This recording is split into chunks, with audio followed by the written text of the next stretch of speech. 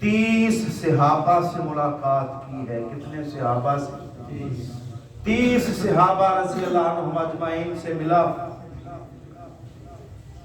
اللہ کے پیغمبر صلی اللہ علیہ وسلم کے سارے صحابہ کلہم یخاف النفاق علی نفسہ،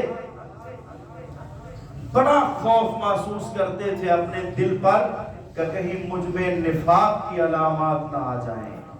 ذرا سوچیں وہ صحابہ جن کو جیتے جی اللہ نے اپنی رضامندیوں کے، جنتوں کے سرٹیفکیٹ دے دیے اور اجر عظیم سنا دیا، ان کے ایمان پر گواہی دے دی، ان کے دلوں پر ایمان کو لکھ دیا، ان سے راضی ہو گیا، ان کے ایمان کو کسوٹی اور معیار قرار دے دیا۔ وہ تو نفاق سے ڈرتے تھے، کیا ہم بھی ڈرتے ہیں؟ اللہ ہمیں نفاق سے نفرت دے دے، منافقانہ زندگی سے اللہ ہمیں محفوظ فرما دے۔ حدیث ہے صحیح مسلم کی، وہ آپ کو سنانا چاہتا ہوں۔ حدیث میں آتا ہے صحیح مسلم میں، سیدنا حنظلہ رضی اللہ تعالی عنہ اپنے گھر سے نکلے، حضرت ابو بکر صدیق رضی اللہ تعالی عنہ ملے۔ سیدنا ابو بکر صدیق صداقتوں کے بادشاہ رضی اللہ تعالیٰ عنہ نے پوچھا، کیف انت یا حنظلہ، اے حنظلہ کیا حال ہے تمہارا؟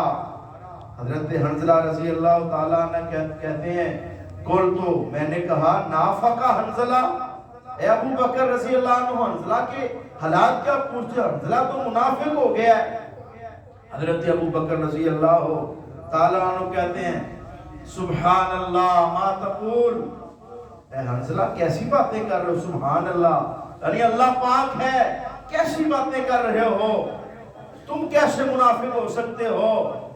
تم نے سب سے بہترین زمانہ پایا ہے، امام الانبیاء کی زیارت کا شرف پایا ہے، رسول اللہ کی رفاقت اور صحبت پائی ہے، اسلام کے تابع دار ہو، رسول اللہ کے سچے محب ہو، نمازی ہو، مدینے میں رہنے والے ہو، کیسے تم منافق ہو گئے؟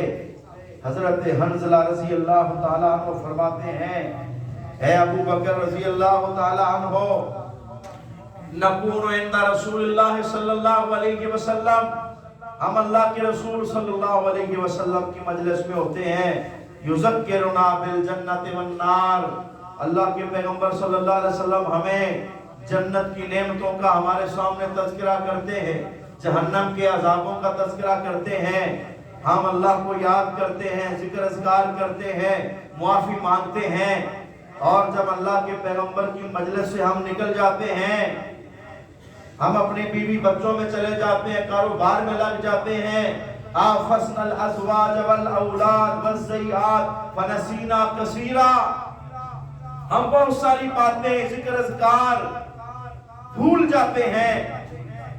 میرا دل یہ مجھے کہتا ہے کہ یہ نفاق ہے۔ جو ایمان اللہ کے پیغمبر کی مجلس میں ہوتا ہے وہ اپنے گھر اور کاروبار میں نہیں ہوتا۔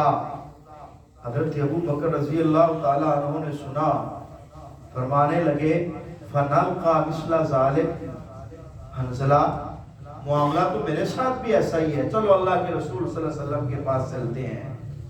آئے رسول اللہ صلی اللہ علیہ وسلم کے سامنے، انہی باتوں کا تذکرہ کیا، آپ ارشاد فرمایا، والذی نفسی بیدہ، مجھے اس اللہ کی ذات کی قسم ہے جس کے ہاتھ میں میری محمد پڑھیے صلی اللہ علیہ وسلم کی جان ہے، اِلَّا تَدُومُونَ عَلَى مَا تَكُونُونَ عِنْدِي وَفِي الذِّكْرِ، اگر تمہاری حالت ایمان کی، ذکر اذکار میں مشغول ہونے کی ایسے ہی رہے جیسے میری مجلس میں ہوتی ہے۔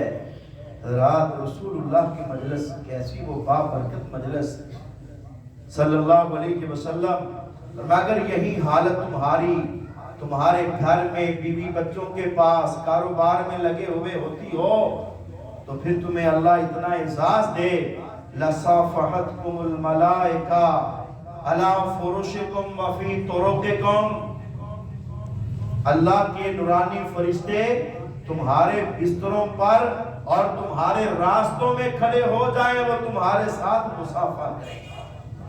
لیکن پھر کیا فرمایا؟ 3 دفعہ فرمایا یا حنظلہ ساعتم و ساعہ، ساعتم و ساعہ۔ یہ تو وقت وقت کی بات ہے، لمحے لمحے کی بات ہے۔ کہاں میری مجلس، کہاں تمہارا اپنے گھر بیوی بچوں میں جانا۔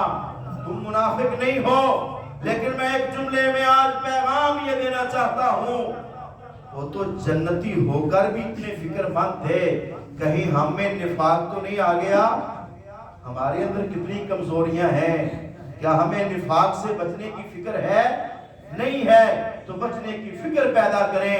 یہی آج کے جمعے کا پیغام ہے۔ سبحان ربک رب العزہ عما یصفون وسلام علی المرسلین والحمد للہ رب العالمین۔